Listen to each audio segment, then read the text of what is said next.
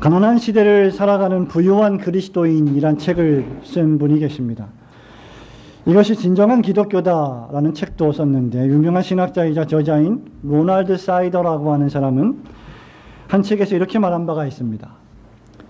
우리가 궁핍한 자를 먹이지 않는다면 우리가 무엇을 말하든 우리에게는 하나님의 사랑이 없는 것이다. 주일 아침 11시에 우리가 어떤 행동과 말을 하든 가난한 사람들을 돌보지 않는 부유한 사람은 하나님의 백성이 아니다. 참으로 신랄한 지적이 아닐 수 없습니다.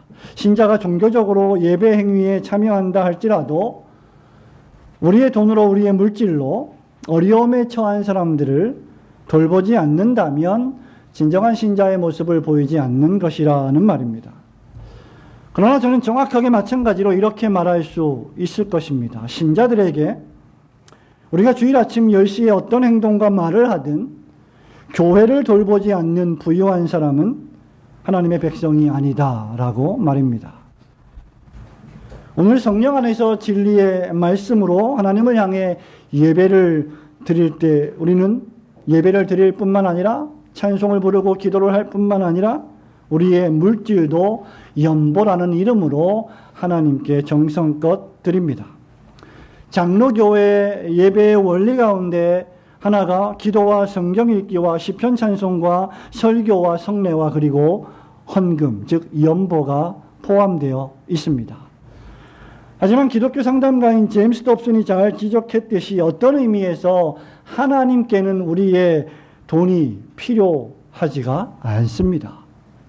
하지만 우리에게는 우리의 돈을 헌금하는 경험과 훈련이 필요합니다.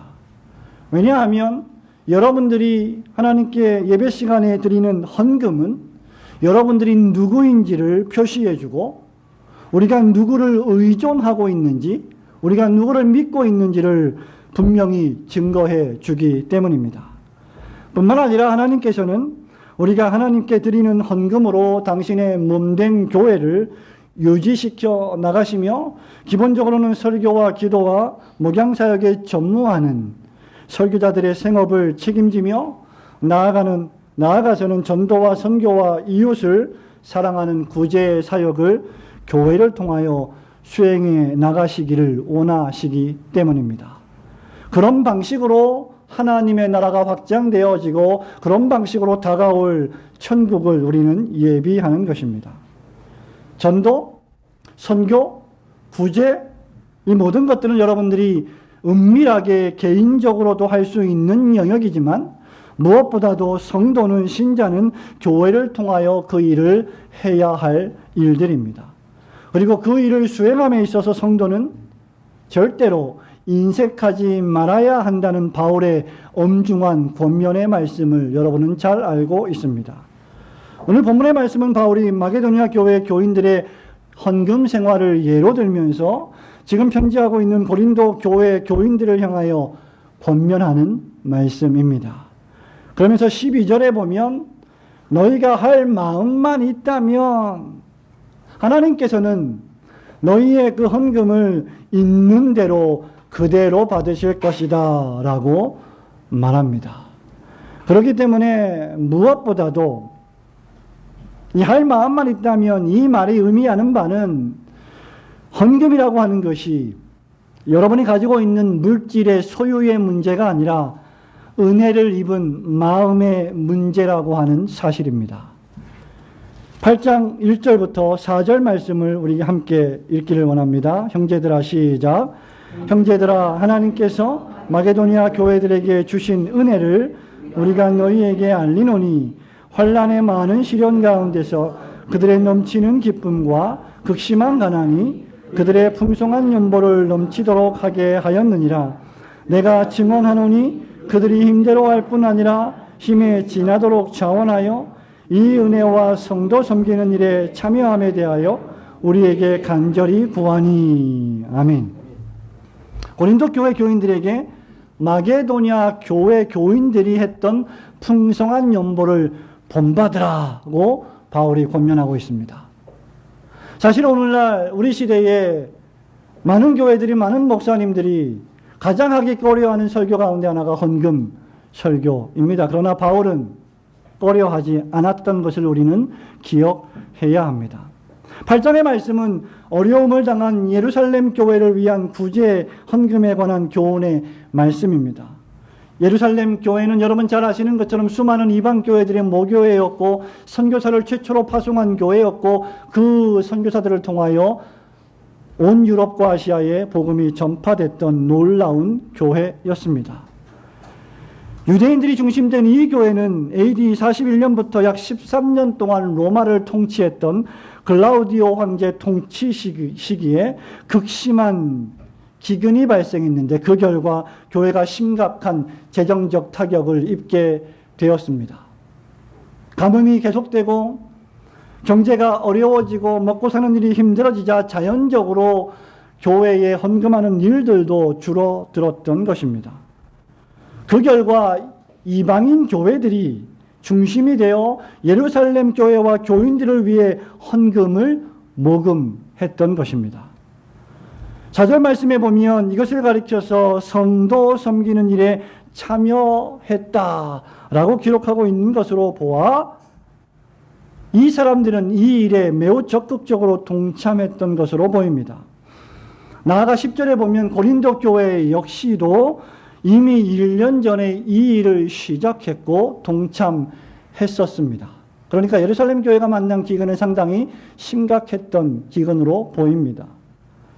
그런데 어쩐 일인지 이 헌금 생활이 중단되었고 헌금에 대한 마음과 열정이 어느 순간부터 사라져 버리고 말았습니다. 그래서 바울은 마게도니아 교회 교인들이 보였던 그리고 지금까지도 보이고 있던 헌금 생활을 실례로 들면서 고린도 교회 교인들을 독려하고 있는 것입니다. 여기 마게도니아 교회는 어떤 교회일까요? 비단 장사 루디아를 여러분 기억하시죠? 복음을 접하고 사도 바울의 말씀을 들어서 예수님을 믿었던 마게도니아 지역의 첫 성의 빌립보 도시, 그 도시의 교회들과 베레아 교회들과 그리고 데살로니가 지역의 이방인 교회들을 통칭할 때 쓰는 단어가 마게도니아 교회입니다. 이방인 교회들이 어려움을 당한 유대인 교회를 위하여 연보를 기꺼이 드린 것입니다. 먼저 이 헌금의 특징을 보십시오. 이들은 헌금을 어떻게 드렸습니까? 2절에 보니까 그들의 풍성한 연보가 넘쳤다라고 바울은 기록하고 있습니다. 성도 여러분, 이 마게도니아 교회 교인들은 헌금을 드릴 때에 교회에 드리는 헌금을 아까워하지 않았습니다. 아니, 아까워하지 않고 오히려 더 적극적으로 풍성하게 드렸습니다. 여기 풍성히 연보를 드렸다는 연보의 이 원어적인 뜻은 마치 부자인 것처럼, 부자가 아닌데 부자인 것처럼 넉넉하게 드렸다는 뜻입니다. 그래서 이 연보, 헌금이라는 원어의 뜻은 신실함, 넉넉함, 풍성함, 관대함의 뜻이 담겨 있습니다. 말하자면 그들은 항상 그들의 재정적 상태가 어떠하든지 관계없이 부자인 것처럼 헌금을 했다는 말입니다. 이들의 풍성한 헌금이 그런데 더욱 놀라운 것은 이들의 이런 헌금을 사실은 부유한 가운데 넉넉한 가운데 한 것이 아니라 극심한 환난과 극심한 가난 가운데 했던 헌금이었기 때문에 더욱 놀라운 헌금인 것입니다. 성도 여러분, 이 사람들은 밖으로는 예수를 믿는다는 것 때문에 손가락질을 당하며 핍박과 박해를 받았습니다. 가족들로부터, 친지들로부터, 이웃들로부터, 유대인들로부터 공격을 당했습니다. 그러나 개인적으로는 또한 이들이 공동체적으로도 물질적인 어려움을 당하고 있었습니다. 안과 밖의 어려움, 이중적인 고초를 안고 있었습니다. 그럼에도 불구하고 이들의 헌금이 풍성했다고 바울은 기록하고 있습니다. 사랑하는 성도 여러분, 이것이 우리에게 무엇을 의미합니까? 하나님께 올려드리는 헌금이라는 것은 물질의 소유의 많고 적음에 달린 문제가 아니라는 것입니다. 여러분의 지갑에 돈이 많이 있든지 적게 있든지 그 상태에 따라서 헌금이 좌우되는 것이 아니라는 것이죠. 그것은 마음의 문제입니다. 그래서 바울이 너희가 할 마음만 있다면 하나님이 그대로 받으실 것이다 라고 말씀하는 것이죠. 우리는 흔히 생각할 때 우리가 좀 여유가 있고 돈이 많을 때 헌금하기 쉬울 거라고 생각합니다. 그러나 우리 예수님께서 부자들을 향하여 어떤 말씀을 하셨는지 여러분 기억하십니까? 부자들이 하나님의 나라에 들어가기가 얼마나 어려운지, 낙타가 바늘길을 통과하기 어려운 만큼 어렵다라고 말씀하셨습니다. 부자들이 천국에 들어가는 것이 불가능하지 않지만 일반적으로 볼 때 어렵다는 말입니다. 왜 그렇습니까? 돈이라고 하는 것은 많으면 많을수록 사람을 사로잡는 마력을 가지고 있기 때문입니다. 돈이라고 하는 것은 우리가 그 맛을 경험하기 시작하면 경험할수록 더욱 거기에 몰입하게 되고 마침내 하나님의 자리를 대치할 수 있기까지 된다는 것입니다.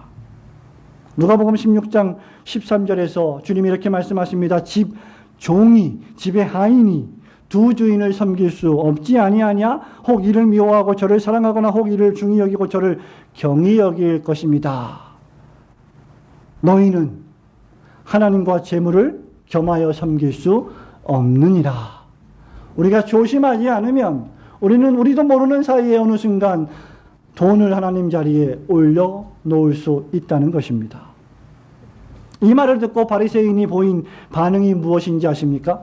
아, 예수님 제가 잘못 생각했군요. 아, 그렇군요. 아, 제가 회개하겠습니다. 제가 마음을 고치겠습니다. 제가 돌이키겠습니다. 라고 하지 않았습니다. 14절에 보면 바리새인들은 돈을 좋아하는 자들이라 이 모든 것을 듣고 비웃거늘. 누가복음 16장 14절입니다.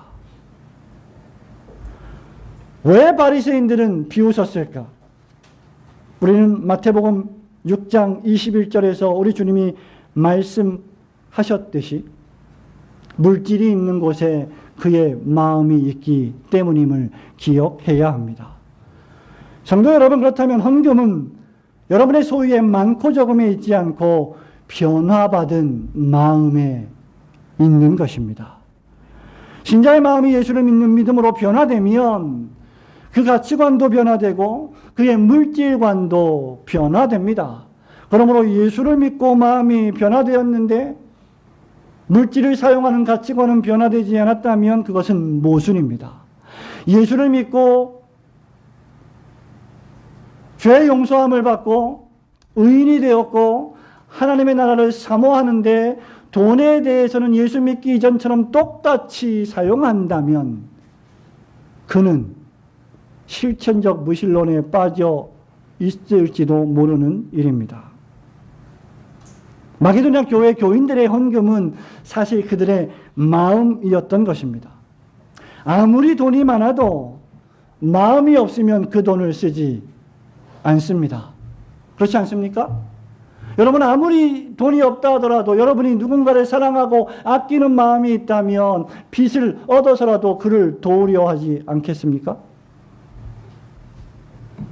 아무리 돈이 없다 해도 우리에게 마음이 있으면 콩 한 조각이라도 쪼개서 나누어 먹습니다.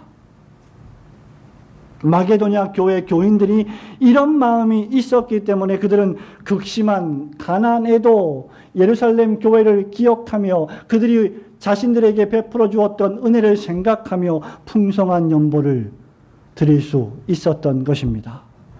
그렇기 때문에 마게도냐 교회 교인들은 3절에 보면 힘대로 헌금을 드렸고 때로는 힘에 지나도록 자원하여 드리기까지 한 것입니다. 저와 여러분이 교회 생활을 하면서 마땅히 하나님께 올려드려야 될, 또 교회 유지를 위하여 올려드려야 될 11조와 감사와 주일헌금을 우리는 힘대로 드립니다. 그러나 때때로 교회를 위하여, 하나님 나라를 위하여, 선교와 구제를 위하여 힘에 지나도록 드릴 때도 있어야 하는 것입니다. 이들의 헌금 생활은 마치 마가복음 12장 41절부터 기록된 가난한 과부의 헌금을 기억나게 합니다. 우리 주님은 그녀에 대해서 제자들을 향하여 이렇게 말씀하십니다. 그들은 전부 다 풍족한 중에서 넣었거니와 이 과부는 가난한 중에서 자기의 모든 소유 곧 생활비 전부를 넣으니라고 평가하셨습니다. 금액의 총액이 중요한 것이 아니라 그의 마음이 중요하다는 주님의 경고입니다. 그래서 바울은 고린도후서 9장 7절에서 말씀하기를 각각 그 마음에 정한 대로 할 것이요 인색함으로나 억지로 하지 말지니 하나님은 즐겨내는 자를 사랑하시느니라고 한 것입니다. 마게도냐 교인들의 이런 헌금 생활을 보면서 우리 어린아이로부터 우리 자녀로부터 우리 모든 장년에 이르기까지 우리 헌금 생활을 돌아보면서 우리 헌금 생활에 타성에 젖어 있진 않은지 인색하진 않은지 억지로 하지는 않는지 돌아보고 기쁘게 즐겁게 들으시는 성도들이 되시기를 주님의 이름으로 축원합니다. 그렇다면 도대체 마게도냐 교회 교인들은 어떻게 그렇게 가난한 중에서도 이런 풍성한 헌금을 넘치도록 그것도 넘치도록 드릴 수 있었을까요? 그 이유는 헌금이라고 하는 것이 여러분 자신을 주님께 드리는 청지기적 삶의 표현이기 때문입니다. 5절부터 고린도후서 8장 5절부터 9절 말씀까지 다시 한번 읽어보겠습니다. 우리가 바라던 시작. 우리가 바라던 것뿐 아니라 그들이 먼저 자신을 주께 드리고 또 하나님의 뜻을 따라 우리에게 주었도다. 그러므로 우리가 디도를 원하여 그가 이미 너희 가운데서 성취하였은즉 이 은혜를 그대로 성취하게 하라 하였노라. 오직 너희는 믿음과 말과 지식과 모든 간절함과 우리를 사랑하는 이 모든 일에 풍성한 것 같이 이 은혜에도 풍성하게 할지니라. 내가 명령으로 하는 말이 아니요 오직 다른 이들의 간절함을 가지고 너희의 사랑의 진실함을 증명하고자 함이로라. 우리 주 예수 그리스도의 은혜를 너희가 알거니와 부요하신 이로써 너희를 위하여 가난하게 되심은 그의 가난함으로 말미암아 너희를 부요하게 하려 하심이라. 아멘. 성도 여러분, 여러분은 오늘도 예배를 드리면서 헌금을 분명히 드리셨을 것입니다. 헌금이란 무엇입니까? 그것은 무미건조한 마음에서 나오는 종교적 의무의 수행이 아닙니다. 그것은 율법주의적인 행위가 아닙니다. 이 헌금을 많이 드릴 때 하나님께서 많이 여러 가지 물질적인 축복을 반드시 해 주실 것이라고 하는 생각으로 의도로 드리는 것이 아닙니다. 헌금이 종교적 의미가 될 때 그것은 감당하기 때로는 어려운 또는 싫은 무거운 짐이 되고 맙니다. 오늘 본문에서 바울이 마게도니아 교회 교인들의 모범된 헌금 생활을 예로 들면서 계속하여 여러분들에게 알려주고 싶은 반복되는 단어가 하나 있습니다. 그것이 바로 은혜라고 하는 단어입니다. 4절에도 1절에서도 하나님께서 마게도냐 교회들에게 주신 은혜를 너희에게 알린다라고 했고 4절에도 이 은혜와 성도 섬기는 일에 참여했다고 기록했습니다. 6절에서도 이 은혜를 그대로 성취하게 하라고 했고 7절에서도 이 은혜에 풍성하게 하라고 했습니다. 그리고 9절에서 이 은혜가 바로 주 예수 그리스도의 은혜라고 말합니다. 말하자면 헌금이라고 하는 것은 하나님의 은혜를 체험한 사람들이 올려드릴 수 있는 특권이요 산물입니다. 마게도냐 교인들이 큰 환난과 엄청난 가난에도 불구하고 나는 가난하니까 나는 물질이 별로 없으니까 나는 저 사람과 비교해서 내 통장의 잔고가 별로 없으니까 나는 조금밖에 못 드려 라고 인색하지 않았던 것은 그들이 자신들이 받았던 은혜가 크다고 여겼기 때문입니다. 그들은 바울로부터 은혜의 복음을 들었고 죄를 회개하고 마음으로 예수님을 영접하고 천지의 주제이신 하나님을 경배했습니다. 그들은 그들의 영혼이 예수 그리스도의 구원의 복음으로 넘치는 기쁨을 소유했습니다. 그들은 사도들을 통하여 하나님 말씀을 깊이 배우고 실천했습니다. 따라서 그들이 예루살렘 교회를 돕기 위하여 자신들도 어려운데 기꺼이 헌금에 동참한 이유는 그것이 하나님께서 자신들에게 베풀어 주신 놀라운 구원의 은총에 감사하고 또 감사하는 표식으로 여겼기 때문입니다. 여러분, 이것은 5절에 그들이 먼저 자신을 주께 드렸다는 말씀에서 응변적으로 증거됩니다.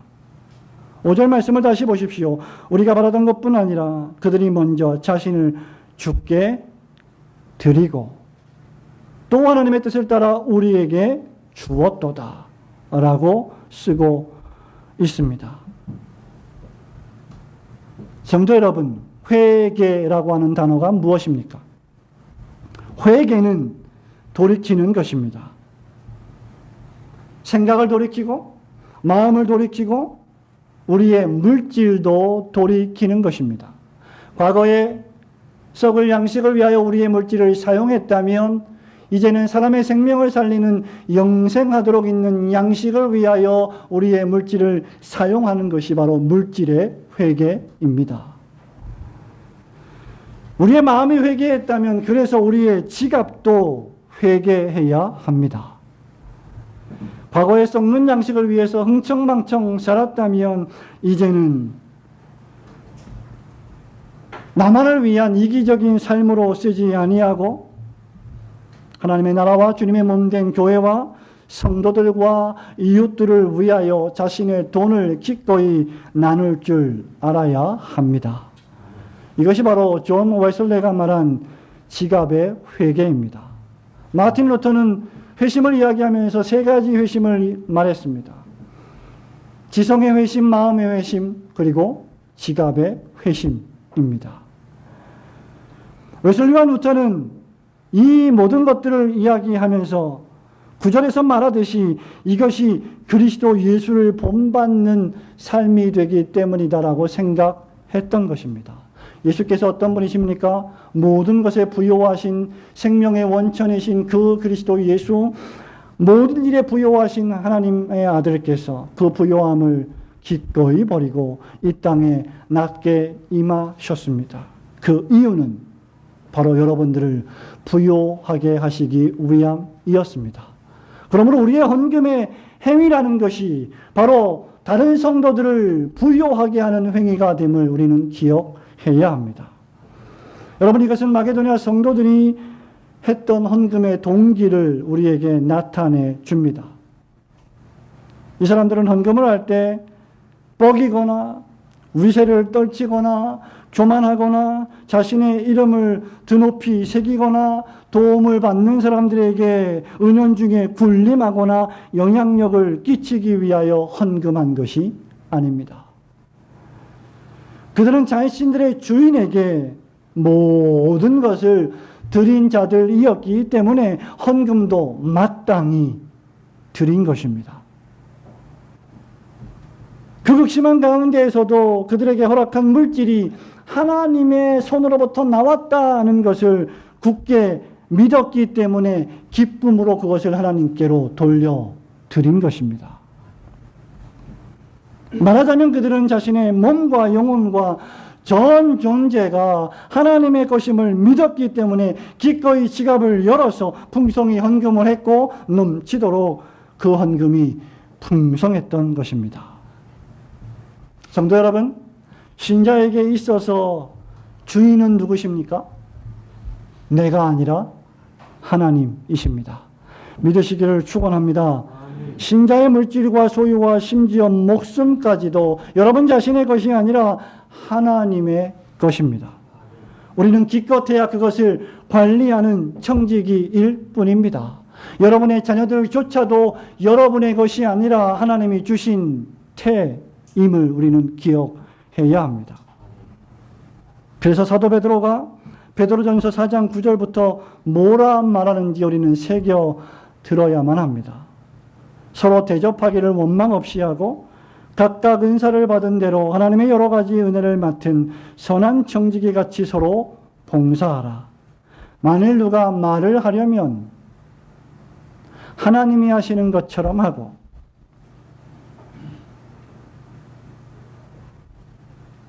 만일 누가 봉사하려면 하나님이 공급하시는 힘으로 하는 것 같이 하라. 이는 범사에 예수 그리스도로 말미암아 하나님이 영광을 받으시게 하려 합니다. 여기서 강조되는 것이 무엇입니까? 주인 되신 하나님과 나에게 모든 것을 맡겨주신 청지기 된 우리 자신입니다. 이것이 바로 은혜 받은 신자의 특징입니다. 이 은혜가 있었기 때문에, 이 믿음이 있었기 때문에 아브라함은 자기의 독자 아들 이삭을 하나님이 바치라고 명령했을 때 두말하지 않고 바칠 수 있었던 것입니다. 은혜가 아니면 살아갈 수가 없고, 은혜가 아니면 우리의 물질을 기쁘게 드릴 수가 없는 것입니다. 그렇다면 우리의 생명뿐만 아니라 우리의 돈의 주인도 역시 하나님이십니다. 여러분은 그것을 그저 관리하고 때때로 하나님께서 우리에게 귀한 물질을 주셨다면 그것을 생명을 살리기 위하여 선한 것으로 흘러보내는 청지기일 뿐임을 기억하셔야 합니다. 그러므로 하루를 시작하실 때, 하루를 진행하실 때, 하루를 마감하실 때 먼저 여러분의 우선순위를 하나님께 두시기를 바랍니다. 여러분의 지갑을 열어 돈을 쓸 때 바로 이 고린도후서 8장과 베드로전서 4장의 말씀을 기억하시기를 원합니다. 여러분의 자원하여 드리는 헌금과 그 생활이 율법주의적인 노역이 아니라 하나님께서 모든 것을 베풀어 주셨다고 하는 그 은혜 받은 마음에서 자원하여 흘러나오는 기쁨의 생활이 되시기를 주님의 이름으로 축원합니다. 그렇다면 마지막으로 우리는 이 물질을 어떻게 써야 할까요? 헌금은 주님께 영광을 돌리고 다른 이들의 필요를 채우는 헌신으로 써야 합니다. 12절 말씀부터 15절 말씀 함께 읽겠습니다. 할 마음만 있으면 시작. 할 마음만 있으면 있는 대로 가지실 거예요. 없는 것은 가지 아니하시리라. 이는 다른 사람들을 편하게 하고 너희는 공부하게 하는 것이 아니요 균등하게 하려 함이. 이제 너희의 넉넉한 것으로 그들의 부족한 것을 보충함은 후에 그들의 넉넉한 것으로 너희의 부족한 것을 보충하여 균등하게 하려 함이라. 기록된 것 같이 많이 거둔 자도 남지 아니하였고 적게 거둔 자도 모자라지 아니하였느니라. 아멘. 기독교회와 교인은 서로서로 돕고 기쁘게 섬김으로 하나님의 은혜를 나타내야 합니다. 내가 받은 하나님의 은혜가 있다면 그 은혜는 어떻게 드러나야 하는가? 내 속에서만 은혜를 받았습니다. 감사합니다. 감사합니다가 아니라 그 은혜가 다른 사람을 향하여, 특별히 내 옆에 있는 성도를 향하여 구체적으로 드러나야 한다는 것이죠. 아마 많은 교인들이, 그리고 우리 올고든 교회 교인들조차도 이 자리에 앉아 예배를 드릴 때 여러분의 믿음이 자라기를 기도하고 소원할 것입니다. 하나님의 말씀을 더 깊이 잘 알기를 원하고 성경에 박식하기를 원하고 소원하고 기도할 것입니다. 많은 사람들이 사랑을 말하고 사랑스러운 신자가 되기를 바라고 사랑을 베풀기를 원하는 기도를 할 것입니다. 많은 사람들이 돈을 잘 벌고 사업도 잘 되고 직장도 안전하고 가정도 평안하고 자녀들도 다 잘 되기를 기도하지 않겠습니까? 하지만 마찬가지로 우리가 지역교회에 예배를 드리며 직분자로서 성도로서 살아갈 때에 헌금과 섬기는 생활이 더 성장하고 확장되기를 기도하는 사람은 많지 않아 보입니다. 하나님, 제가 헌금을 더 많이 할 수 있도록 도와주시고 축복하세요라고 기도하는 사람은 적어 보입니다. 여러분 그렇게 기도하는 것이 기복주의 같습니까? 기복주의와 하나님께서 우리에게 마땅한 말씀으로 허락해 주신 약속을 우리는 혼동해서는 안 됩니다. 바울은 11절에서 고린도 교회 교인들에게 1년 전에 시작했다가 지금은 멈추었던 일을 다시 시작하고 마침내 성취하라고 권면합니다.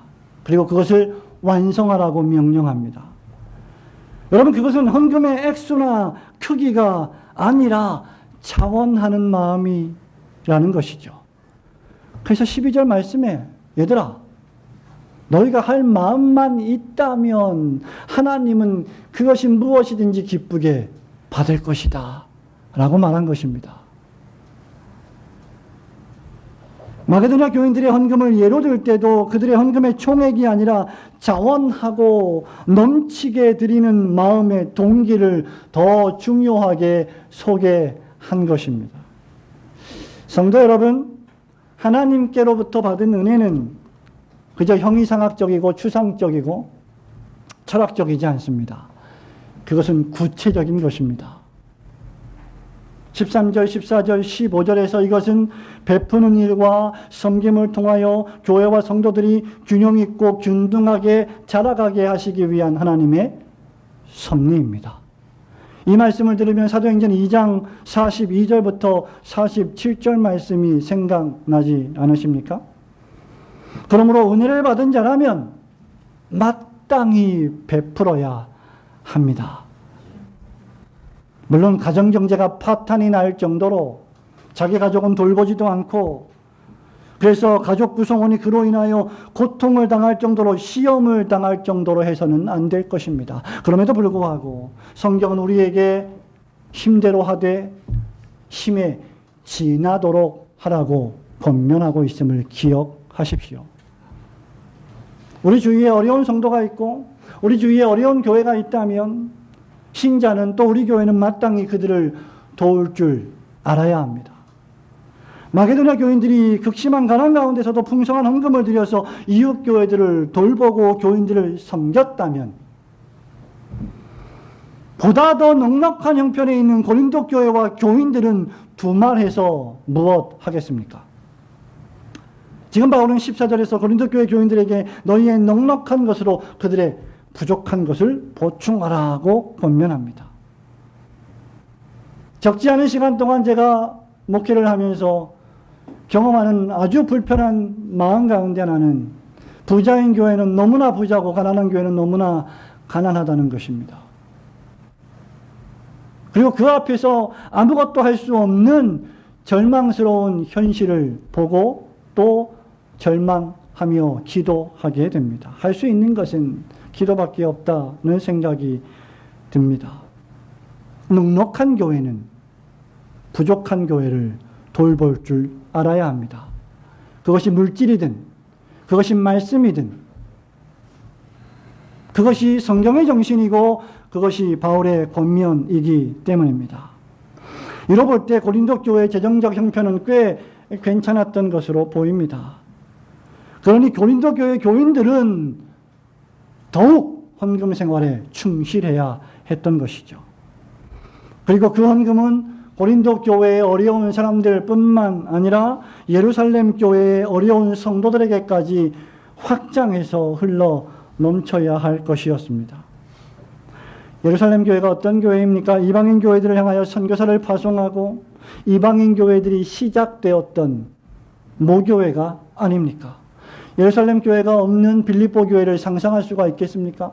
예루살렘 교회가 없는 소아시아 7교회를 상상할 수가 있습니까? 바울과 바나바가 없는 선교여행을 여러분 상상할 수가 있겠습니까?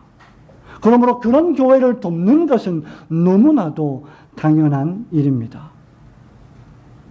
동시에 마게도냐 교회가 또 고린도 교회가 어려움을 당했을 때 예루살렘 교회가 형편이 나아져서 그 교회들을 도울 수 있다고 바울이 말하고 있습니다.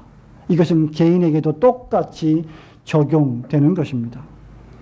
성도 여러분, 우리는 일반적으로 헌금을 드릴 때 하나님께 드린다고 말합니다. 그러나 그 헌금에 예산을 세우고 그 헌금을 집행하고 지출하는 이들은 사람들이고 교회입니다. 당회이고 재직회입니다. 왜냐하면 또 다른 의미에서 헌금은 교회 공동체를 유지하고 운영해 나가는 물질이기 때문입니다.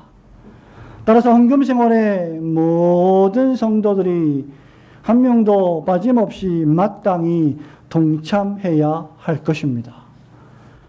우리가 드리는 이 소득의 10분의 1, 감사헌금, 주일헌금을 드릴 때 인색하지 않아야 합니다. 자원하는 마음과 기쁜 마음으로 드리셔야 합니다. 왜냐하면 이것이 성도의 특권이자 의무이기 때문입니다. 이런 방식으로 주의 교회와 성도들이 든든히 서가고 주께서 영광을 받으실 것입니다. 사랑하는 성도 여러분, 말씀을 맺습니다. 사도 바울이 마게도니아 교회들의 헌금 생활을 15절로 마감하고 있음을 기억해야 합니다. 15절 말씀을 함께 읽어보겠습니다. 시작.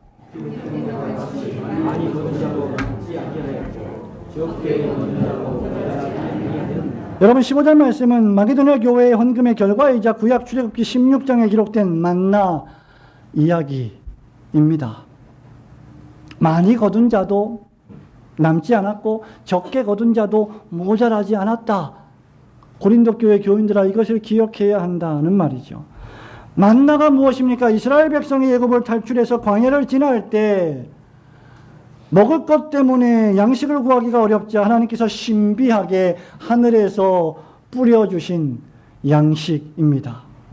민수기 11장, 출애굽기 16장에 보면 이 만나는 무엇일까요? 만나 많이 들어보셨죠? 만나와 메추라기, 구름기둥과 불기둥. 만나가 무엇일까요? 이 만나는 모양이 작고 둥글둥글하며 마치 진주와 같이 색깔이 희고 단맛이 나는 식물의 일종이라고 합니다. 물론 본 적이 없습니다. 광야 40년 이스라엘 생활 동안 이스라엘 민족들만 경험했던 특별한 음식이었지요. 출애굽기 16장 31절에 보면 만나는 꿀 섞은 과자와 같다고 했습니다. 꿀가베기 정도가 아닐까 생각이 듭니다만, 그러나 이스라엘 백성 외에 이것을 보고 직접 맛본 사람은 아무도 없습니다. 그래서 그 이름의 뜻도 히브리어로 만후, What is this? 이것이 무엇이냐? 야, 이게 무엇이냐? 먹으면서도 놀라는 겁니다. 보면서도 놀라는 겁니다. 우와, 신비한 양식이구나. 하나님의 기적과도 같은 선물이라는 것입니다. 그러니 만나 이야기의 핵심은 하나님께서 공급해 주실 터인이 가지고 있는 것으로 만족하고 나누라는 것입니다. 그래서 모세는 하나님이 만나를 주실 때 먹을 만큼만 거두라고 했습니다. 욕심을 부려서 많이 거두어서는 안 된다라고 했습니다. 만나 이야기는 이처럼 자족과 나눔의 이야기입니다. 여러분이 가진 것으로 자족하고 나누는 것, 이것이 바로 성도의 교제입니다. 우리는 예배로도 교제하고, 우리가 가족수련회 때 보편교회 말씀을 들었던 것처럼 예배로도 교제하고 기도로도 교제하고 찬양으로도 교제하지만 우리는 헌금으로도 성도의 교제에 참여하는 것입니다. 우리의 예배, 우리의 나눔, 우리의 섬김, 우리의 헌금을 통하여 우리는 주 예수 그리스도의 사랑과 구원의 복음을 함께 나누는 것입니다. 그런데 여기에 문제가 있습니다. 만나는 무엇입니까? 내가 일하지도 않았는데 여러분들이 일주일 동안 월요일부터 토요일까지 땀을 뻘뻘 흘리면서 노동하지도 않았는데 하나님께서 그야말로 하늘에서 쏟아 부어 주신 선물입니다. 무려 40년 동안 말입니다. 40년 동안 말입니다. 그러니까 만나를 먹을 만큼만 거두고 다른 사람을 위해서 그것을 남겨두는 것은 어렵지 않았던 것입니다. 하지만 여러분의 11조를 생각해 보십시오. 여러분의 감사헌금을, 여러분의 주일헌금을, 우리가 드리는, 작정하여 드리는 신학 후원과 감사 예물과 선교 후원과 이웃을 사랑하여 드리는 구제헌금을 생각해 보십시오. 그 돈들이 다 어디서 나오는 것입니까? 여러분의 월급에서 나오는 것이 아닙니까? 여러분의 사업의 대가가 아닙니까? 오늘 우리 이병훈 청년이 11조 헌금을 드렸는데 열심히 일한 대가로 드린 헌금이 아닙니까? 이것은 그냥 하늘에서 뚝 떨어지는 만나가 아니지 않습니까? 우리의 돈은 우리의 노동의 대가입니다. 그래서 우리는 이렇게 생각하죠. 내가 번 돈은 내 것이고 네가 번 돈은 네 것이니까 내가 번 돈으로 내가 어떻게 쓰든지 너는 상관하지 말라. 이것이 현대인들의 세계관입니다. 내가 돈 버는데 뭐 한 톨이라도 보태준 적 있냐? 라고 생각하는 것이죠. 그러나 바울은 여기서 정확하게 그 반대를 말씀하고 있습니다. 우리가 피땀 흘려 번 돈조차라도 만나로 여기라는 것입니다. 그래서 많이 거둔 자도 남지 않고 적게 거둔 자도 모자르지 않게 하라는 것입니다. 앞서 저는 웨슬레를 예로 들면서 참된 회개는 돈지갑의 회개라고 말한 바 있습니다. 여러분이 번 돈으로 궁핍한 사람을 돕고 주께서 세우신 눈에 보이는 천국인 주님의 몸된 교회와 교회의 사역을 위해 기꺼이 여러분의 물질을 헌금한다는 것은 우리가 회개했다는, 즉 우리의 세계관이 완전히 변화했다는 가장 확실한 증거입니다. 전로역정의 저자 존 버년이 이렇게 말한 바 있습니다. 가난한 사람들에게 자신의 재물을 주는 사람은 그만큼 다시 소유하게 될 것이며 그것도 10배나 더 갖게 될 것이다. 버년이 말한 이 10배 더 갖게 될 것이라는 말이 물질적인 소유인지 영적인 축복인지 우리는 알 길이 없습니다.